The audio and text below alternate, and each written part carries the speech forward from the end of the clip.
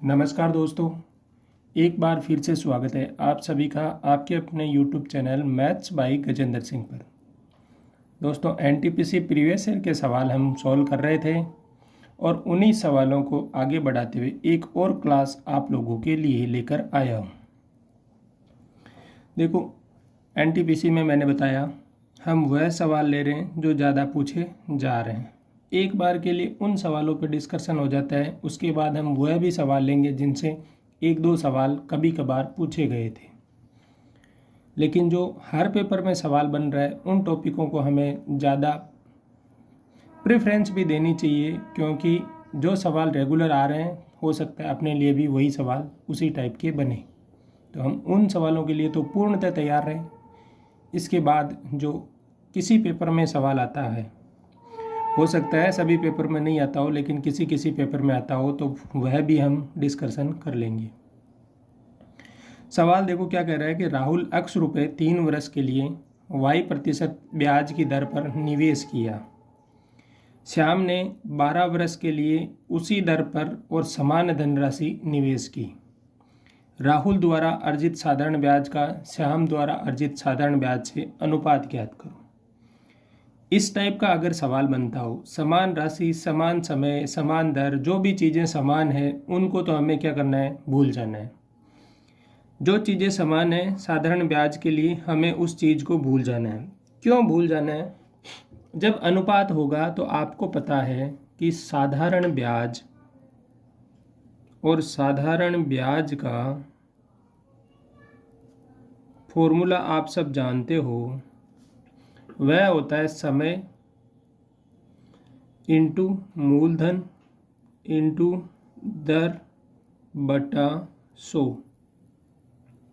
अब मैं राहुल के लिए और श्याम के लिए अनुपात निकालूंगा, तो यह formula as it is Rahul के लिए काम आएगा और यही किसके लिए, श्याम के लिए काम आएगा।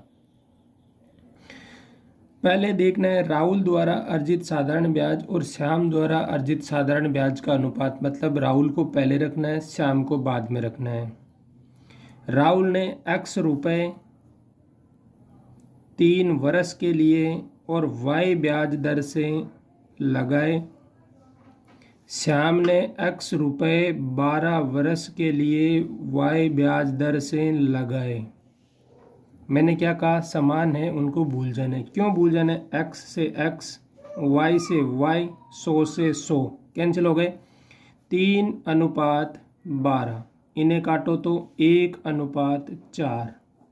फाइनली आंसर क्या मिला, 1:4। Right option B. अब देखो मैंने क्या कहा, सवाल को ढंग से पढ़ना है, किसको आगे रखा है। सवाल में राहुल को आगे रखा है, मैंने भी राहुल को आगे रखा है। आप जल्दीबाजी में अगर श्याम को आगे रख देते हो और राहुल को पीछे रख देते हो, सवाल में इंटरफेयर हो गया। आपने क्या किया, राहुल का मान और श्याम का मान उल्टा कर दिया। राहुल की बात करेंगे तो 12 मिलेगा और श्याम को मिलेगा 3। काट दो तो 4:1। आंसर मिला 4:1। ऑप्शन कौन सा राइट, डी ऑप्शन राइट। और सवाल क्या हो गया, गलत। तो दिमाग को आंखें दोनों खोल के रखनी है, सवाल को ढंग से पढ़ना है। इसके बाद में जो डिटेल दे रखी है वो डिटेल ढंग से यूज करनी है, और फिर कैलकुलेशन में जल्दीबाजी नहीं करनी है। स्पीड बढ़ानी हो तो कैलकुलेशन एग्ज़ाम से पहले बहुत ज़्यादा करो। एग्ज़ाम के टाइम में एक्सपेरिमेंट नहीं करना है। वहाँ पे हमें क्या करना है, पूर्णतया पूरे ध्यान के साथ करना है। दूसरी बात, सवाल करते हो तब तक उसी सवाल में ध्यान दो। ऐसा नहीं सवाल ये कर रहे हो और एक आगे का सवाल और देख लेते हैं तब तक, वह भी नहीं करना है। ये सवाल सोल्व कर रहे हो तो इसी सवाल पर पूरा ध्यान दो जब तक सवाल सोल्व हो जाता है। सोल्व होने के बाद ऑप्शन राइट टिक करो, फिर सेव एंड नेक्स्ट करो।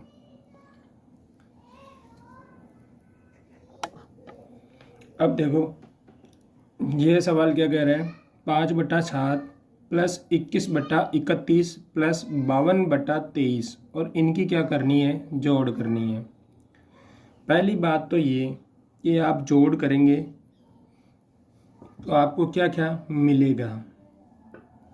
देखो भाई, जोड़ करने के लिए आपको पता है बट्टा की जोड़ करते हैं तो पहले हम ऐसे लिख लेंगे, फिर इनका क्या लेंगे, एलसीएम।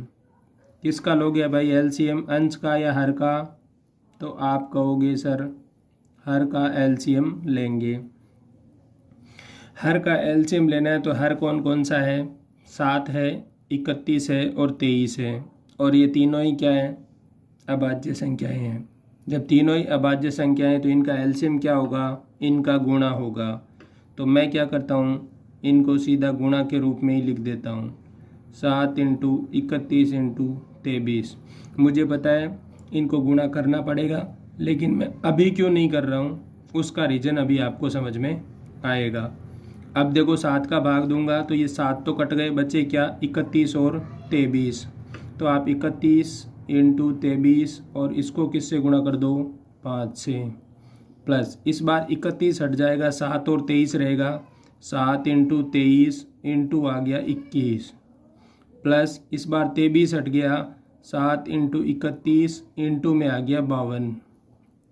अब ये क्या करनी है, कैलकुलेशन करनी है। पहले देखो ये वाला कर लेते हैं, 31 × 23 कर लो, 31 × 23 3, फिर 3 3 9 और 2 11, तो हाथ की 1, 3 दूनी 6 और 1 7, 713 मिलता है। कौन सा, 31 × 23 करने के बाद।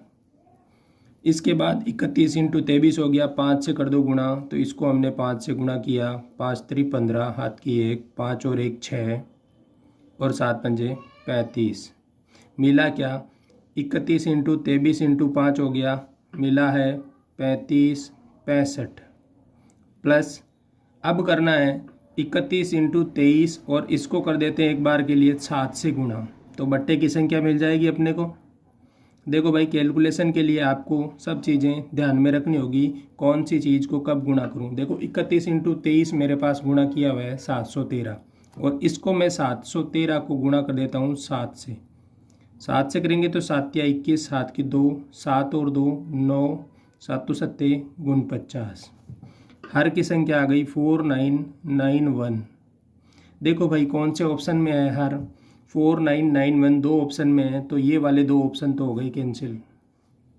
ये दो ऑप्शन आपने कैंसिल कर दिए, इससे आपको क्या फ़ायदा हो गया, तुक्का मारोगे तो अब तुक्के की परसेंटेज वैल्यू क्या हो जाएगी, सही होने की प्रायिकता 50% हो जाएगी। अब दो में से कोई एक सही है, मतलब प्रायिकता कितनी हो गई, 50%।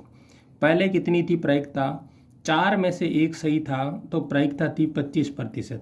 अब 2 में से एक सही है तो तुक्का मारने की कंडीशन आपके पास ज़्यादा प्रायिकता हो गई है कि आप तुक्का भी मारते हो तो सही होने के चांसेस ज़्यादा हो जाते हैं। लेकिन हमें तो तुक्का लगाना ही नहीं है, सॉल्व करेंगे। अब देखो हम करेंगे 7 × 23 को गुणा, 7 × 23, 23 को 7 से गुणा कर लो आप, तो 7 या 21 2, 7 दूनी 14 15 16, 161 हो गया। 161 को क्या करोगे, 21 से गुणा करोगे, तो इसको 21 से गुणा कर दो। तो 21 से गुणा करने के लिए आपको पहले 1 से 161, फिर गुणा का निशान, फिर 2 से करोगे तो 2 6 दूनी 12, हाथ की 1 2 और 1 3, फिर से देखो 1 6 और 2 8, 1 और 2 3 3, क्या मिला 3 3 8 1। अब देखो प्लस, अब करना है 7 × 31, तो 31 को 7 से करो, 7 7 या 21, ठीक है। 52 से गुणा करना है इसको, तो 217 को करोगे 52 से गुणा, 7 दूनी 14, हाथ की 1 2 और 1 3, 2 दूनी 4, गुणा का निशान, 7 पंजे 35, हाथ की 3, 5 और 3 8, 5 दूनी 10। देखो भाई जोड़ करो तो 4 8 8 और 4 12, हाथ की 1 1 यहाँ दे देंगे तो 1 1। ये वाला आ गया क्या, अंश का मान और ये हर का मान। अंश के मान के इकाई को अंक को जोड़ोगे तो 4 और 1 5 और 5 10, हाथ की 1। दहाई के अंक को जोड़ो तो 8 और 8 16, 16 और 6 22 और 1 23। फिर से हाथ की 2, 2 और 3 5, 5 और 5 10, 10 और 2 12। फिर हाथ की 1, इसके बाद में 1 3 4 हो गई, 4 और 3 7, 7 और 1 8 और ये 1 का 1 बटा 4991। देखो कौन से ऑप्शन में ये वाला मान मिल रहा है आपको, बी ऑप्शन में ये वाला मान मिल रहा है, तो बी ऑप्शन हो गया राइट। यहाँ तक हम देखने के बाद मैंने देखा कि सैकड़ा के अंक में जैसे ही मेरे 2 आया तो मैं वहाँ पर भी छोड़ सकता हूँ, क्योंकि इन दोनों में सिर्फ चेंज कहाँ है, सैकड़ा के अंक पर है। जैसे ही 2 आ गया तो मेरा उस ऑप्शन मुझे पता चल गया कि बी ऑप्शन ही होगा, आगे की जोड़ आप करने की ज़रूरत नहीं होगी। तो बाई ऑप्शन में कुछ हमें ये ऐसा भी ध्यान रखना होता है टाइम बचाने के लिए कि जहाँ पर दोनों ऑप्शन में चेंज मिले उस संख्या तक हमें चलना है, और चलने के बाद देखना है कि कौन सा सही होगा। जो ऑप्शन सही है उसे टिक कर दो और फिर आगे वहीं पर छोड़ सकते हैं। ऑब्जेक्टिव टाइप क्वेश्चन में हमें यही फ़ायदा मिलता है कि हमें पूरा उत्तर निकालने की भी ज़रूरत नहीं होती है। कुछ ऑप्शन देखते हुए भी हम सॉल्व कर सकते हैं, और कुछ सवाल ऐसे भी बनते हैं जिनको देखते ही समझ में आ जाता है कि इस टाइप से होगा। तो आप जितनी ज़्यादा प्रैक्टिस करोगे, प्रैक्टिस के साथ साथ आपको अपने आप समझ में आने लग जाएगा कि कौन सा सवाल किस तरीके से होगा और कितना समय इसमें ज़्यादा लग सकता है। जब पहले सवाल किया होगा समय ज़्यादा लगता है तो उस सवाल को छोड़ने की कंडीशन में भी आप रहोगे। धन्यवाद, मिलते हैं एक नए वीडियो के साथ।